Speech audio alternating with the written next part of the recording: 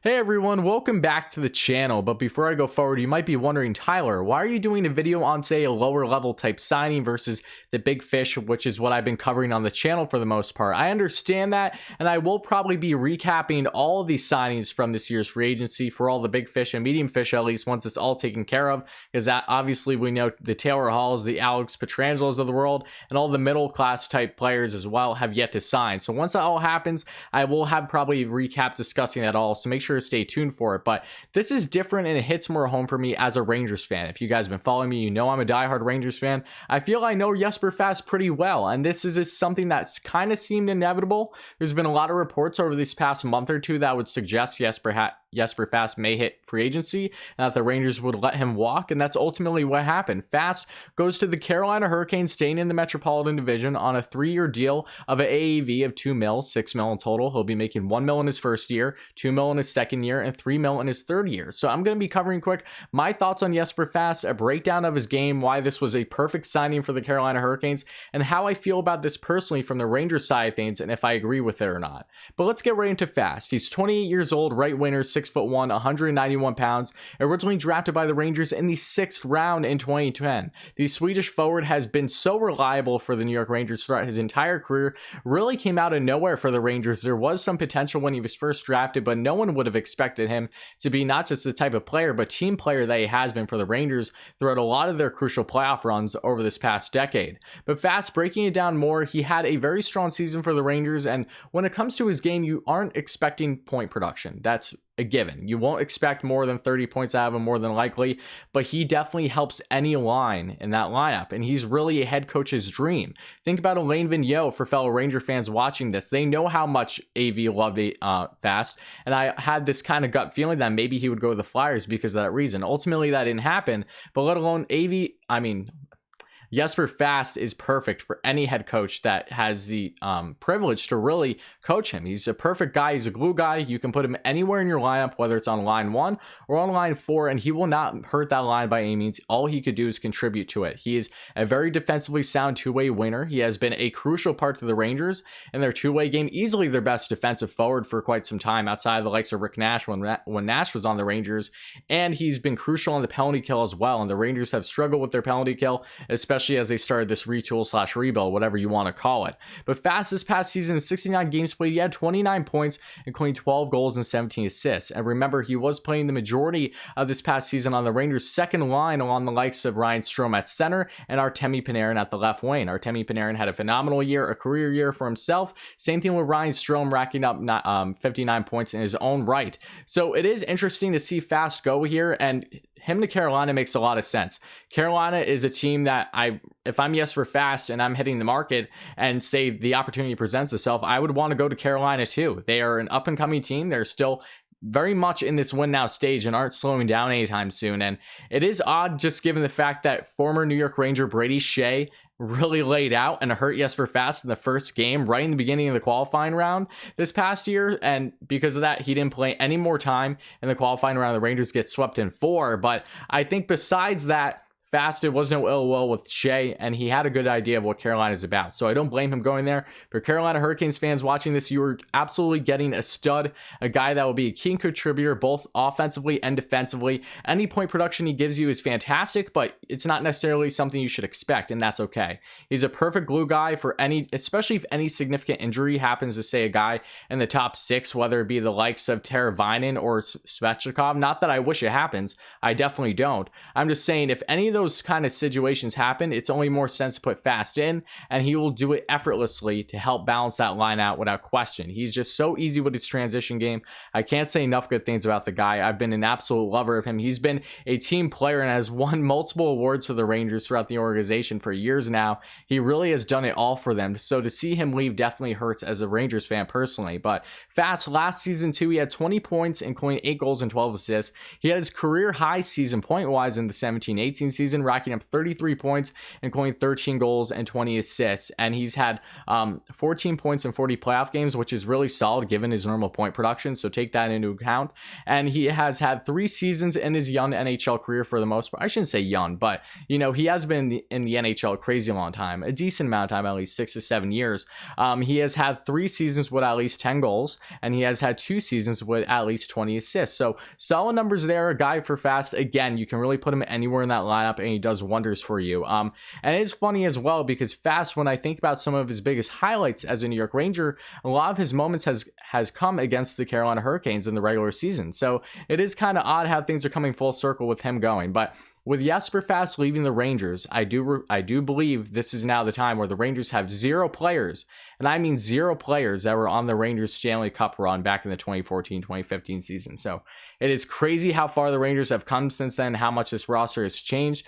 It definitely hurts for the Rangers' sake, in my opinion, for a couple things. One, Fast was only making $1.85 million up until his contract being done this offseason. So I'm wondering why exactly he wasn't able to re-sign with the Rangers for only $2 million. The worry for the Rangers from all the reports that I was seeing is that a team would say go for the likes of Fast and maybe offer him either 3 to possibly even $4 million AAV on a bridge deal, for example, that would really prime away from the Rangers. And in that case, it would make more sense because while Fast, I'm so happy that he's getting the money, he deserves the bag, but at the same time, he didn't get offered much more than what he was already making. So it's leaving a lot of Rangers fans scratching their heads, and I understand that. And there are a lot of Rangers fans watching this that are probably thinking the Rangers have had a terrible start to this year's free agency.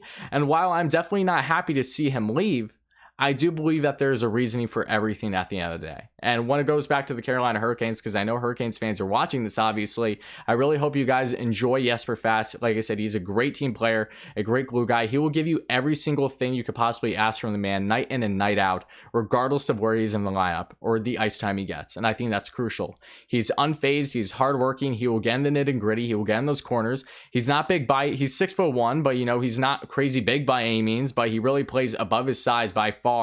And it really is crazy seeing this part of the Rangers gone and a new wave fully coming in. And when you look at the Rangers situation, they currently have cap space of $19.7 million, and the right side looks like their likes of Pavel Buchnevich, Julien Gauthier, in which the Rangers acquired from the Carolina Hurricanes in that deal with Joey Keane last season, and Brendan Lemieux. Those are all guys that are, for the most part, playing the right wing, and Lemieux even plays more of the left wing than the right wing, I do believe. So the Rangers don't have a lot of options on that right side. So it could leave you wondering, yes, Vitaly Kravtsov will be coming in the mix sooner rather than later. And yes, they did make some lower level signings with Kevin Rooney, for example, who can play the right wing. But nonetheless, I just want, and Kaapo Kakko obviously too. I don't know why I didn't mention him beforehand. But look, for Rangers fans watching this especially, take a moment to realize that Jeff Gordon has done wonders for this Rangers team since they started their retool. I understand that you may not be happy that he is not doing anything drastic to start free agency, but the Rangers have both Ryan Strome and Tony DeAngelo that are now RFAs going into arbitration. And there's been a lot of speculation that if they go into arbitration and they really try to stand firm for what they're looking for, and they're clearly looking for more of what the Rangers are willing to give, I fully expect the Rangers to make heavy moves this offseason with the likes of one or both of those players being dealt in some form of capacity. Because yes, does it bother me that the Rangers were able to land Jack Johnson for $1 million but not re-sign Jesper Fast for $2 million? For sure. But take into other factors with this. How much did Jesper Fast want to stay with the New York Rangers? How much did it bother him per se that Henrik Lundqvist was on his way out and Fast was around a team which all of his best friends, for the most part, outside of like the Mika Zibanejads of the world, were really gone? A lot can be said with this Rangers core group because it is nothing like how it was for quite some time with Fast being here through it all. So similar to Matt Zuccarello in that sense. I'm definitely upset to see Fast gone. I wish him nothing but the best. But there is reasoning at the end of the day, and we shouldn't pin this all on the Rangers either. I'm not sure if they even say offered him a deal that was just under $2 million. I have no clue as a fan. Maybe I'll find out that information after making this video. But nonetheless, the Rangers, they do have plenty of winners. They aren't crazy deep on that right side, but they do have plenty of winners nonetheless. And with the likes of Kravtsov, everything is going to balance itself out. They already have Kaapo Kakko on that right wing and Buchnevich. But I do think the Rangers are going to make moves this offseason, no doubting. I think we are just days away at this point from seeing something fairly drastic. We know that their defense is going to most likely be addressed. I would assume so. Maybe something more on that left side per se. But if Tony DeAngelo is, say, dealt, in which I'm not sure if he's going to be or not, but if he is, you would assume that they would try to fill that hole on the right side as well.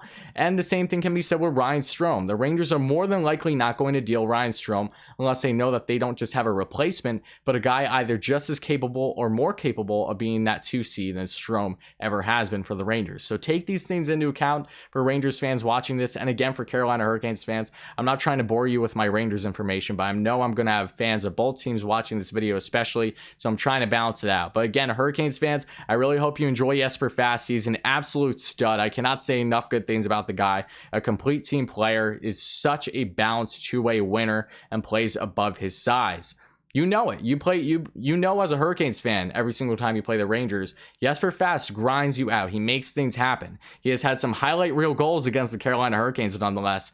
Again, it's just funny seeing how everything goes full circle. So now both Shea and Fast are on the Carolina Hurricanes. So the Rangers will be seeing Fast plenty over these next 3 years. It is a bummer. It does leave more of a hole on that second line. I think it leaves a lot of question marks for the Rangers what they will do on that second line going into next year. But I fully trust in Jeff Gorton, the GM of the Rangers, and John Davidson, the president for the New York Rangers.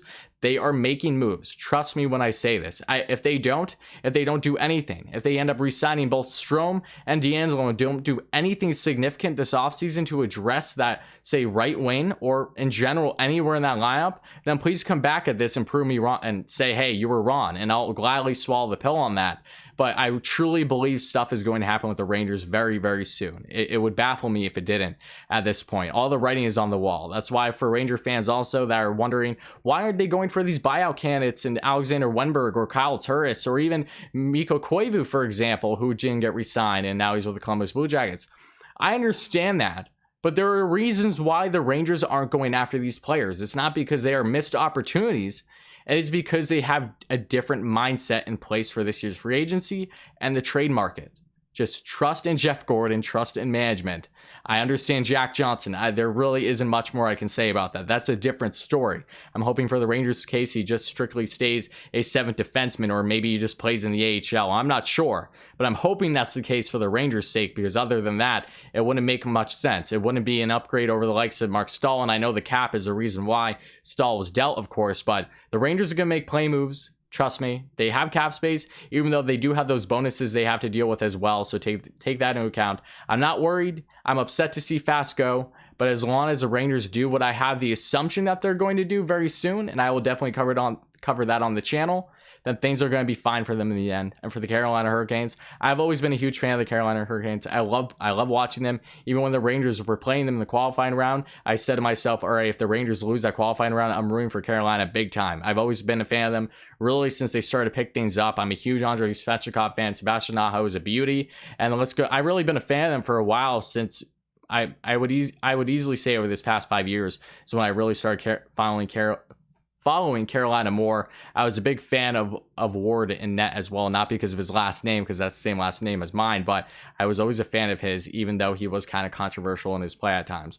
But nonetheless, Carolina fans, let me know your thoughts in the comments below. I know you probably didn't watch this whole video because you heard my rant regarding the Rangers, but nonetheless, if you did make it this far and you enjoy this kind of hockey content, hit that like and subscribe button. As always, guys, it would mean a ton. Let me know all your thoughts in the comments below. Same thing with Rangers fans watching this. How do you feel about Fast being gone? Do you think that something is going to happen with the Rangers very soon regarding, say, the trade market or free agency? Or do you think that they're really just missing everything in this year's free agency, in which I would honestly disagree with fully?